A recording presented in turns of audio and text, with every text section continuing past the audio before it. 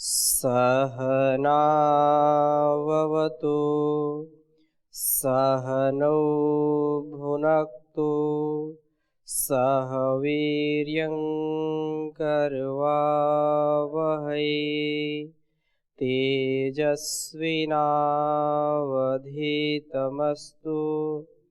मा विद्विषावहै। ओम शांति शांति शांति। वैदिक जीवन पद्धति की इस कक्षा में आप सबका हार्दिक स्वागत है, अभिनंदन है।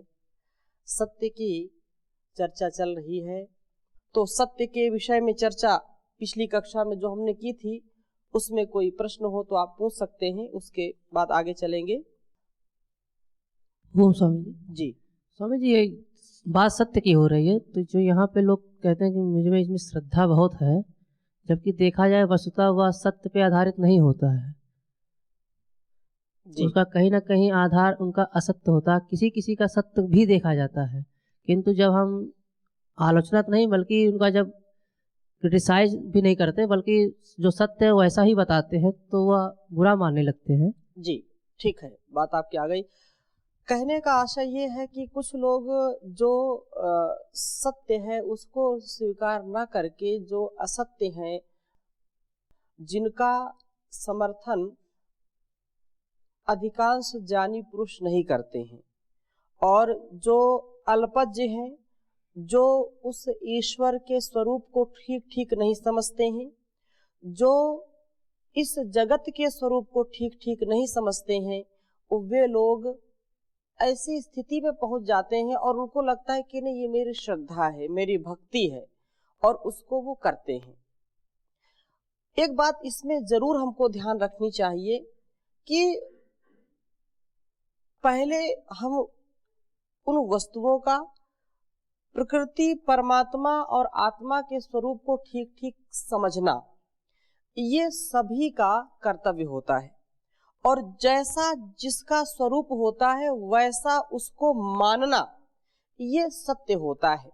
परंतु कुछ अभाव से, कुछ प्रभाव से और कुछ दबाव से लोग भटक जाते हैं, तो उनको ठीक राह पर लाने के लिए हमको भी पुरुषार्थ करना चाहिए, और उस पुरुषार्थ में हम कहीं उनकी जो है हिंसा ना कर बैठें, इस बात का हमको हमेशा ध्यान रखना चाहिए। हमको धीरे धीरे वह असत्य की ओर मुड़ते हैं, तो उनको धीरे धीरे सत्य की ओर लाना है। जो लोग धर्म के नाम पर, सत्य के नाम पर, श्रद्धा के नाम पर, विश्वास के नाम पर अपने जीवन को खोते हैं, जो ठग जाते हैं, दूसरों के द्वारा ठग लिए जाते हैं, वे बेचारे धर्म भीरू, धर्म की जिज्ञासा तो उनके अंदर है, धर्म कर्म करना चाहते हैं, लेकिन उस स्वरूप को ठीक समझ नहीं पाते हैं। तो उन भोले भाले मनुष्यों को, या जो भी माताएं बहनें होती हैं, उनको हमको बहुत ही मधुरता से, समरसता से, परस्परता से उनको सच्चाई के राह पर लाने का कार्य करना चाहिए। जैसे हम सत्य का आचरण कर रहे हैं, सत्य का व्यवहार कर रहे हैं, लेकिन बार बार इस बात को आप शास्त्रों से समझ रहे हैं कि कहीं कटुता ना हो, उसमें प्रेम पूर्वक हो, कोई जोर जबरदस्ती ना हो। जितना आप प्रयास कर सकें कि हम उनको सही राह पर लाना चाहते हैं, और वो भी जो भी व्यक्ति है, यदि वह मूर्ख है तो मूर्ख की तो कोई औषधि है नहीं, लेकिन यदि वो निश्चित रूप से सत्य को स्वीकार करता है, तो एक ना एक दिन वह जो ठीक राह है उस पर वो जरूर आएगा, और वह अपने जीवन को अच्छा बनाएगा। इसमें कोई शंका नहीं हमको करनी चाहिए। इसलिए ऐसा हमको व्यवहार हमेशा करना चाहिए। तो हम महर्षि मनु के कुछ श्लोक पढ़ रहे थे कि उन्होंने ये कहा कि जो किसी भी परेशानी से या किसी के दबाव में या किसी लोभ लालच में जो लोग गवाह होते हैं, जो किसी की गवाही देते हैं, जो साक्षी होते हैं, दो के बीच में जो साक्षी होते हैं, वो कभी कभी बहुत ही असमंजस में पड़ जाते हैं कि क्या मैं कहूं ये भी मेरा मित्र है, ये भी मेरा मित्र है, और गवाह मुझको बना दिया गया है, तो मैं क्या बोलूं। यदि सत्य बोलता हूं तो एक को सजा होगी, असत्य बोलता हूं तो अन्याय होगा। ऐसी स्थिति में मनु के द्वारा, महर्षि मनु ने जो श्लोक हमको इस विषय में निर्भ्रांत होने के लिए कहे हैं, उनका हम स्वाध्याय कर रहे थे।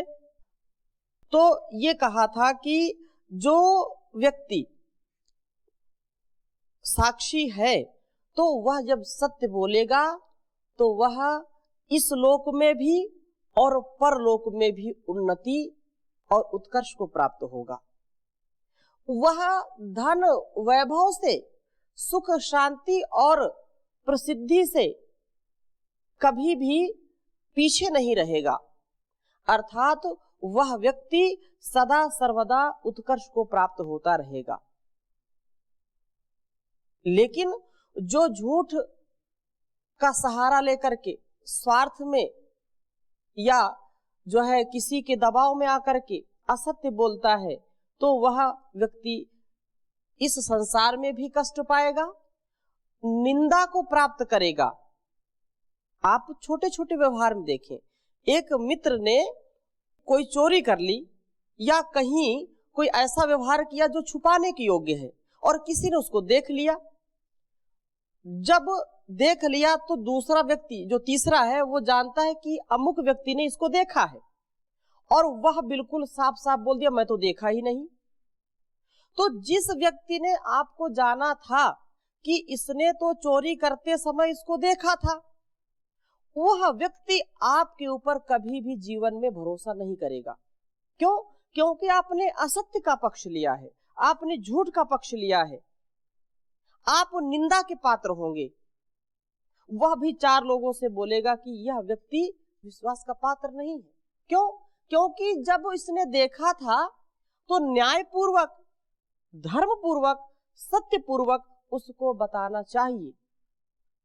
और इसका मतलब भले ही उसका कोई स्वार्थ उसमें ना हो, केवल उसका प्यार हो उसमें, केवल उसका सौहार्द हो, केवल वो उसको जो है उससे प्रेम करता हो, विशेष रूप से उसकी मित्रता हो, उस केवल मित्रता में यदि उसने झूठ बोल दिया है और थोड़ा सा भी किसी ने जान लिया कि ये तो जानता हुआ भी बता नहीं रहा है, तो इसका मतलब जैसा वह दोषी है वैसा ये दोषी है।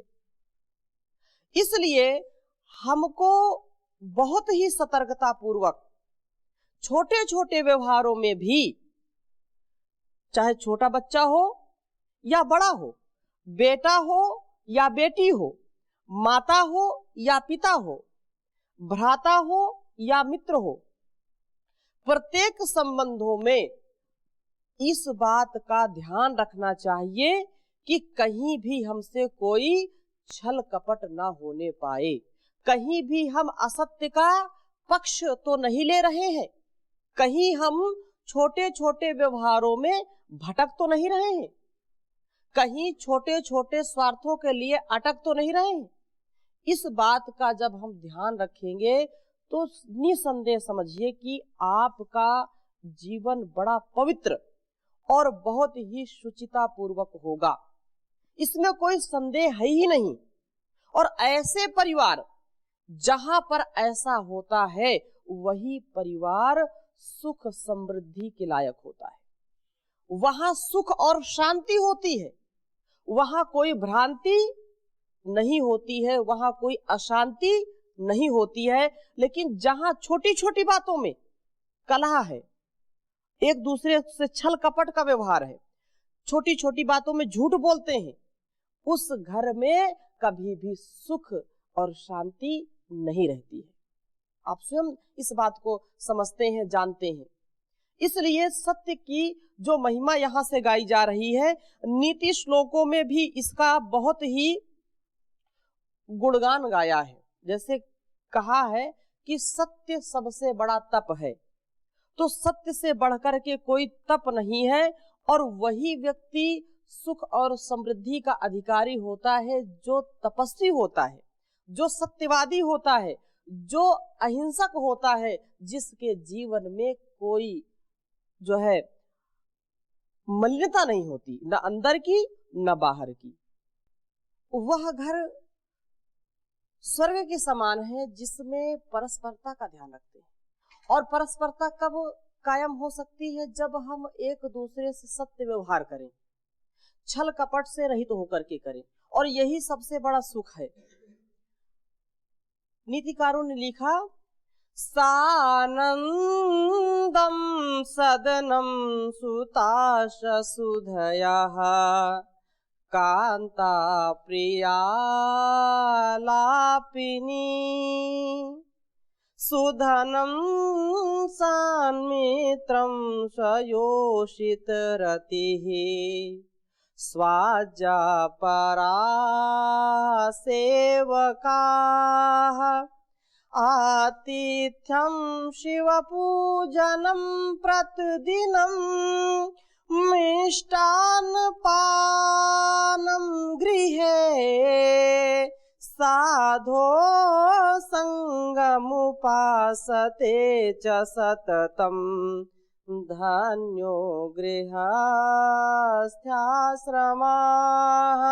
वह गृहस्थ आश्रम धन्य है जहाँ पर छल कपट से रहित व्यवहार होता है, जहाँ बच्चे भी माता पिता की आज्ञा का पालन करते हैं, पत्नी भी पति से बहुत ही मधुरता पूर्वक व्यवहार करती है, कटु वाणी नहीं बोलती है, और मित्रगण बहुत ही अच्छी प्रकार से उस घर में आते जाते हैं, सेवक भी आज्ञा का पालन करते हैं, शिव का पूजन होता है अर्थात परमात्मा की भक्ति होती है, और आतिथ्य सत्कार होता है, वही स्वर्ग के समान घर होता है। लेकिन जहाँ पर असत्य, कटुता और ईर्ष्या द्वेष का भाव होता है, वहां पर यह हो नहीं पाता है। इसलिए यह हमारे जीवन में जो सत्य है उसको हमको मूल में रखना चाहिए, उसको केंद्र में रख करके हमारे सारे व्यवहार होने चाहिए। जी प्रणाम स्वामी जी। जी मैं कह रहा था कि हमारे समाज में वैदिक धर्म में ये एक तरफ सत्य पर जोर दिया जाता है, और दूसरी ओर कहा जाता है कि काम दाम दंड का सहारा भी ले लिया जाता है। साम दाम दंड भेद। जी जी, साम दाम दंड भेद। जी, तो ये कहाँ तक सही है? अपने निजी जीवन में, अपने निजी जीवन के लिए कभी भी हमको असत्य का जो है सहारा नहीं लेना चाहिए। कभी भी हम झूठ ना बोलें। बहुत उससे बहुत बड़ी उपलब्धि हो रही है, राष्ट्र की उन्नति हो रही है। उस स्थिति में जो नीतिज्ञ लोग हैं उनको यह अपने स्वभाव में लाना चाहिए कि चाहे साम दाम दंड भेद से राष्ट्र की उन्नति, लोक की उन्नति होनी चाहिए। हाँ, जन कल्याण होना चाहिए। जन कल्याण के लिए यदि कभी नीतिज्ञ लोग थोड़ा सा भी अनृत बोलते हैं, सत्य बोलते हैं, तो वो नीति के अंतर्गत आता है। परंतु जो आध्यात्मिक व्यक्ति है उसके लिए कहीं भी किसी स्थिति में असत्य का आचरण उसके आध्यात्म जीवन को बाधा वो पहुंचाएगा, वो बाधक है। चले उस प्रसंग को हम और स्पष्टता से समझने का प्रयास करते हैं। एको हमस्मीत्यात्मानम्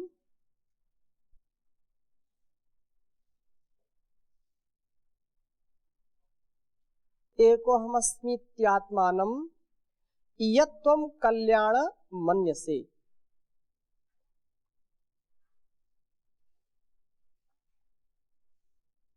यत्त्वं कल्याण मनसे।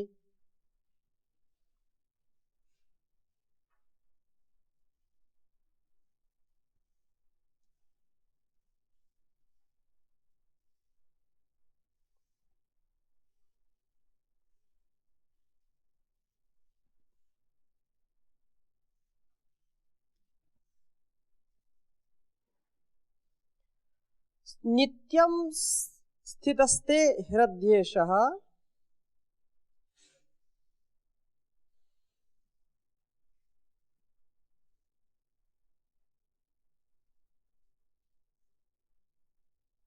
नित्यं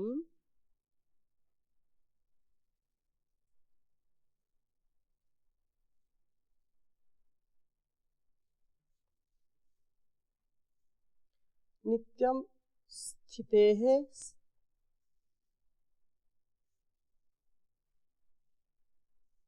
ते स्थितस्ते हृदयेशः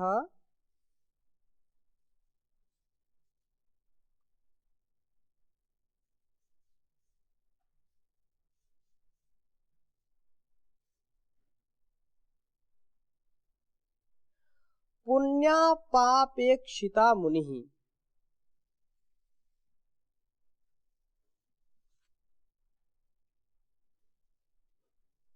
पुण्य पापेक्षिता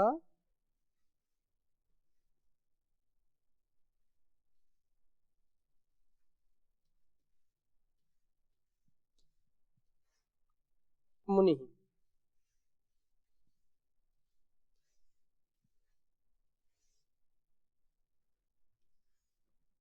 एक बार उच्चारण करेंगे। एकोऽहमस्मीत्यात्मानं यत्त्वं कल्याणमन्यसे नित्यस्थितस्ते हृदयेशः पुण्यपापेक्षिता मुनिः।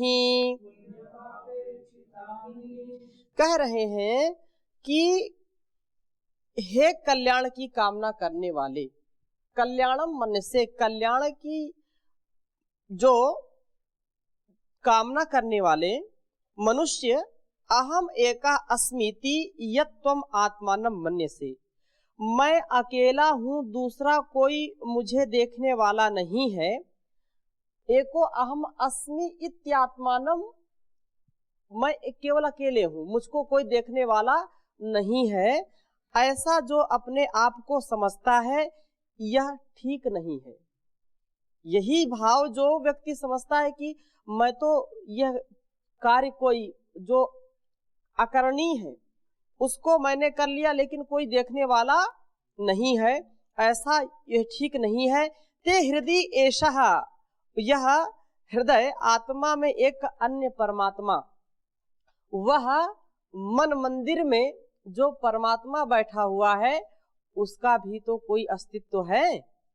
तो पुण्य पाप इक्षिता मुनि, तुम्हारे पुण्य पाप का निरीक्षण करके उसका फल देने वाला सर्वज्ञ मुनि नित्यम स्थितः, सदा अंतर्यामी रूप में विद्यमान रहता है। कोई ये सोचे कहीं आसमान की ऊंचाई में या सागर की गहराई में कहीं भी वो चला जाए और यह सोचे मैं तो अकेला हूं, कुछ भी करे, बंद कमरे में कोई देख नहीं रहा है, जहां कमरे में कोई कैमरा भी नहीं लगा है, लेकिन ऐसा जो विचार करता है, जो ऐसा मान करके अपने दुर्व्यवहारों को करता है, पुनरावृत्ति करता है, उनकी गलत कार्य करता है, झूठ छल कपट का व्यवहार करता है, लेकिन वो नहीं जानता कि वह परमात्मा उसके साथ सदा ही रहता है। वह जो संसार का रचयिता है, वह जो घट घट वासी है, उसको यदि हम भूल करके पाप करेंगे तो हमारी नादानी है, हमारा ये बहुत ही अल्पज्यता का व्यवहार है, इसलिए इससे हमको बचना चाहिए। ये बात कह रहे हैं कि वह अंतर्यामी परमात्मा सब जगह विद्यमान रहता है, अतः आत्मा और परमात्मा दोनों को अंतःकरण में विद्यमान साक्षी मान करके सत्य बोला कर। कोई कटघरे में खड़ा है, कोई किसी का जो है साक्ष्य प्रस्तुत कर रहा है या साक्षी बना हुआ है, गवाही बना हुआ है, वो गवाह है, गवाही दे रहा है, तो उसको कभी भी असत्य नहीं बोलना चाहिए, क्योंकि तुम्हारे अंदर जो परमात्मा का वास है, तुम्हारे अंदर जो आत्मा है, वो तो तुमको दुत्कारेगी, तुमको ग्लानि से भर देगी यदि तुमने असत्य बोला तो। इसलिए असत्य का कभी भी पक्ष नहीं लेना चाहिए। महर्षि दयानंद लिख रहे हैं कि हे कल्याण की इच्छा करने वाले पुरुष, हे कल्याण की इच्छा करने वाले पुरुष, जो तू कोष्टक में कर दिया मैं अकेला हूं, ऐसा अपने आत्मा में जानकर मिथ्या बोलता है सो ठीक नहीं है। किंतु जो दूसरा तेरे हृदय में अंतर्यामी रूप से परमेश्वर पुण्य पाप को देखने वाला मुनि स्थित है, उस परमात्मा से डरकर सदा सत्य बोला कर। सत्यार्थ प्रकाश में छठे समुल्लास में इन्होंने दिया है। इसलिए हमको इस विषय पर निर्भ्रांत होकर के, यदि हम अपने व्यवहार में, हमारे जीवन में अनेक ऐसे मोड़ आते हैं, अनेक ऐसे प्रसंग आते हैं जहां पर हम किसी के साक्षी बन जाते हैं और हमारे ऊपर लोग विश्वास करते हैं, तो कहते हैं कि आप यदि कह देंगे, आप यदि ठीक ठीक गवाही दे देंगे, आप यदि आपकी वाणी पर ये पूरा न्याय टिका हुआ है, फिर उस समय हमको कैसा व्यवहार करना चाहिए, इस श्लोक के माध्यम से हमको समझाया जा रहा है कि कभी भी हम ऐसा कोई व्यवहार न करें जिससे यह बात सामने आए। और इसी विषय में आगे कह रहे हैं साक्ष्य को, यस्य विद्वान ही वदतः, लिख लीजिए इसको भी,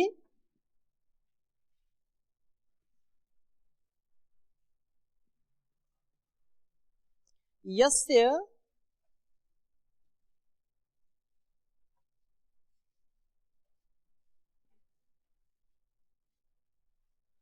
यस्य विद्वान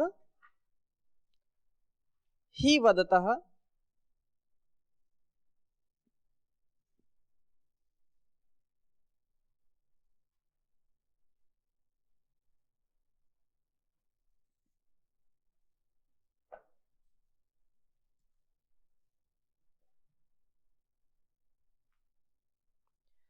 क्षेत्रज्ञो नाभिशंकते।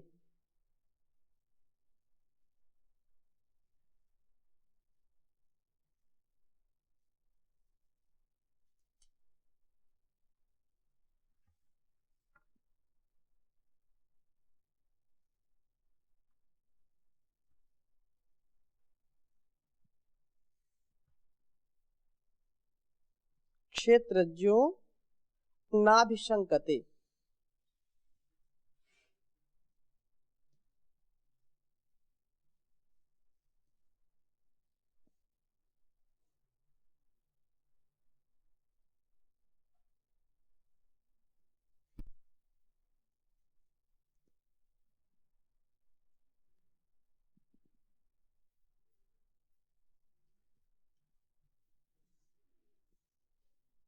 नाभिशंकते, और आगे कह रहे हैं तस्मान देवः श्रेयांसम,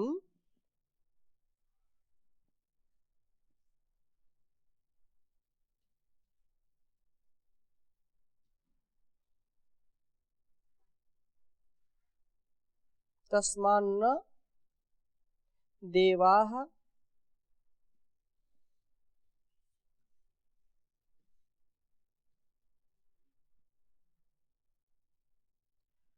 श्रेयांसम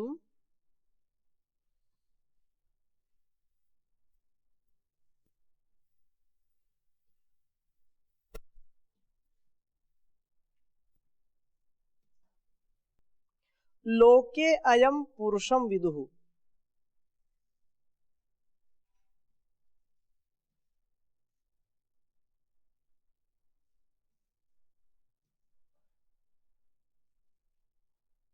लोके अन्यम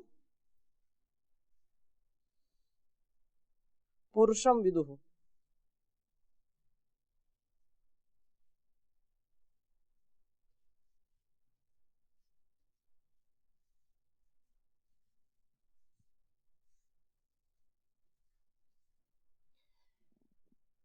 इसका एक बार उच्चारण करेंगे, यस्य विद्वान ही वदतः